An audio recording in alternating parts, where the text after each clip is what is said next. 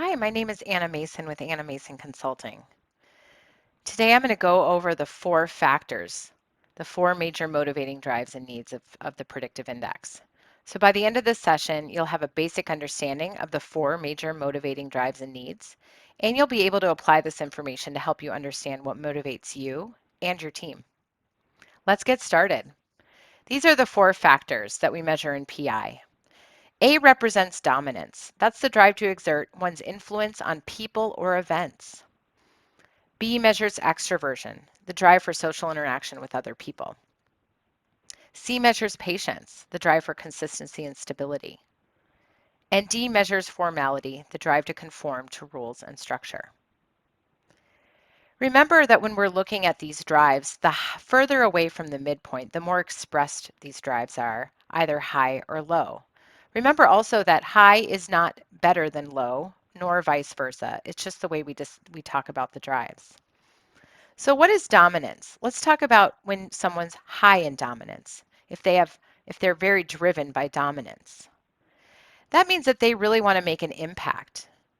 High A's are confident, independent, and very sure of the value of their own ideas, decisions, and opinions and actions. Low A's, on the other hand, are more collaborative. They tend to want to include others. They're comfortable working as a member of a team. They tend to be unassuming and unselfish. They're willing to do things for others and very service-oriented. Some descriptions of high A people would be determined and assertive. Descriptions of low A individuals would be supportive and agreeable. If we look at the summary of behaviors and needs, and we're focusing on the behaviors of a high A, we're going to see confident behaviors, assertive.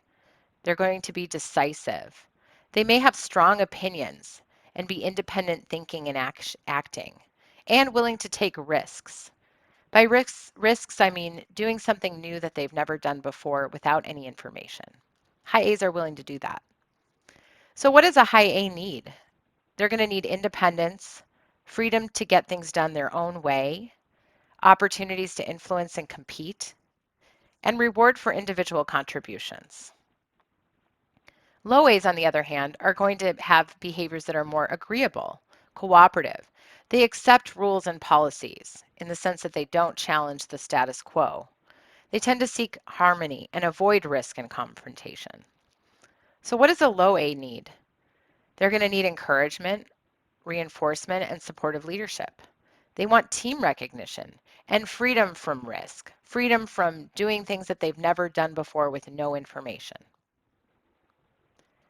Let's move on to extraversion. Extraversion, again, is the drive for social interaction. So if you're a high B, then that means that you are going to want to talk it through with other people. That's how you solve problems.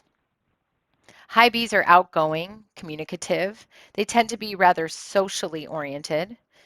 They also tend to be poised and at ease in contact with other people. They're very friendly, cheerful, and optimistic. Low Bs, on the other hand, are more task and thing focused. They want time to think it through. They tend to be more introspective.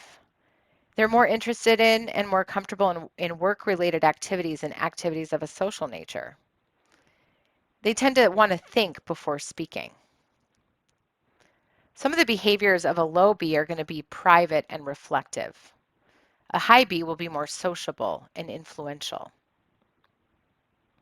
Let's look at high B's behaviors. You're going to see them be more outgoing and socially oriented, more empathetic in the sense that they read people well, socially poised and engaged. So what does a high B need? They're going to need social interaction, opportunities to sell and network, opportunities to work in teams, and to sell and persuade. The behaviors of a low B then are more serious and introspective. They're more analytical and technical. They tend to be cautious around new people and more task focused. The needs of a low B then are opportunities to think, freedom from politics, private recognition, and recognition for their technical expertise. Moving on to the C drive, this is patience. Patience, again, is the need for consistency and stability. High Cs are very comfortable with consistency and stability, and therefore more comfortable when things are familiar. They're patient, stable, reliable, and prefer systematic and methodical ways of doing things. Low Cs, on the other hand, respond positively to variety. They want variety and respond positively to pressure. They tend to be more driven to release this pressure. They're impatient for results. They move with a sense of urgency and communicate pressure to others. You're going to see high Cs be very steady and composed, whereas you may see low Cs be more prompt and intense. The behaviors of a high C are going to be stable, calm, consistent, comfortable with the familiar, comfortable with routine. They're less comfortable with change and pressure for time. They're going to need familiar surroundings, people, and work, and freedom from time pressures and changing priorities, or at least time to adjust to those. And they prefer leadership that understands their need for lack of time pressure. The behaviors of a low C then are going to be intense, fast-paced, and even volatile. They're very driving and impatient with routines and delays. They communicate a sense of urgency. Low C people are going to need variety, change of pace, freedom from repetition, opportunities to change priorities and shift gears. Moving on to formality, which is the drive to conform to rules and structure.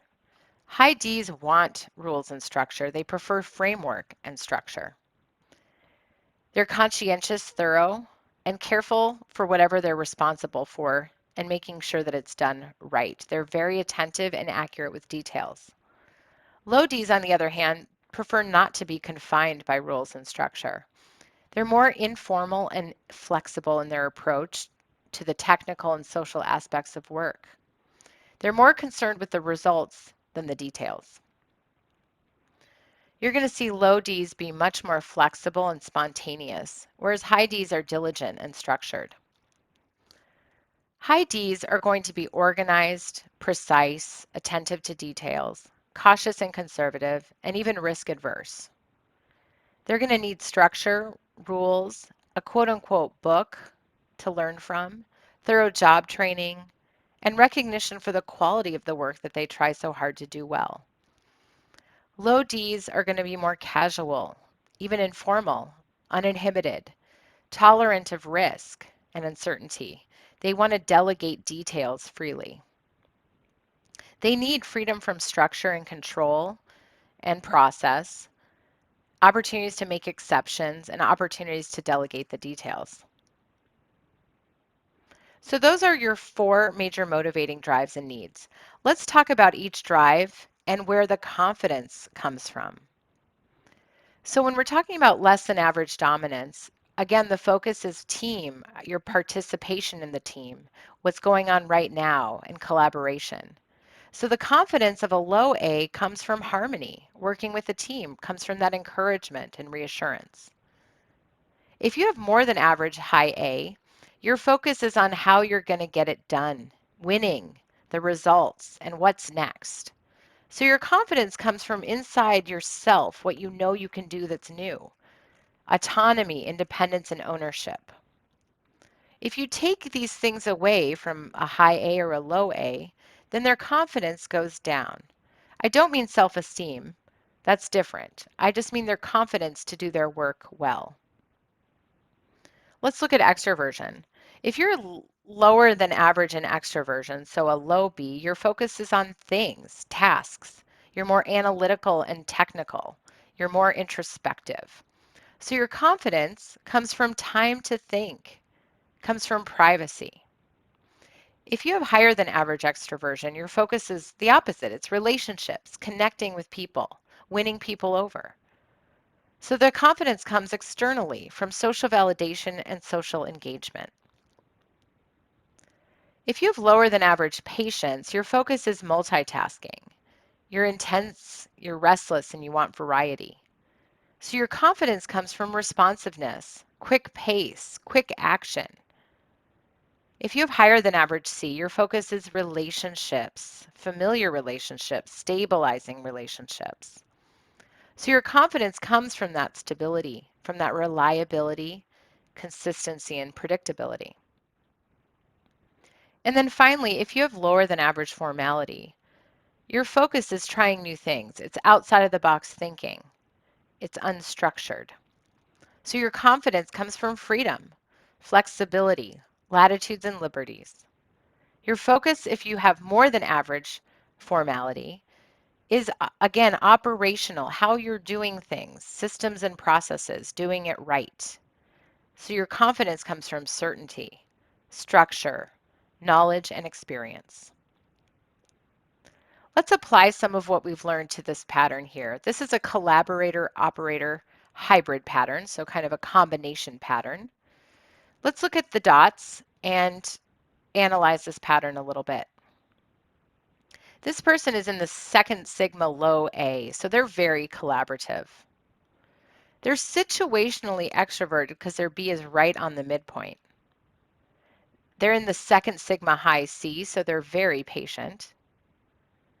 And they're really close to the midpoint again with their D, so they're situationally informal.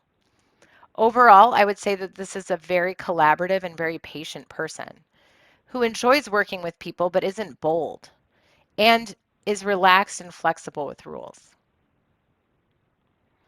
Let's look at this altruistic pattern that has a high D. What do we know about this person? Well, they're moderately collaborative. They're situationally to moderately extroverted. They're very, almost extremely impatient and very, almost extremely formal. What we're going to notice about this person is that they're impatient to get things done precisely and accurately. They're probably excellent at follow up and follow through. That's probably what you would notice most about this person. But you would see them be a team player, but not a bold team player. Thank you so much for watching this video about the 4 factors. Have a great day.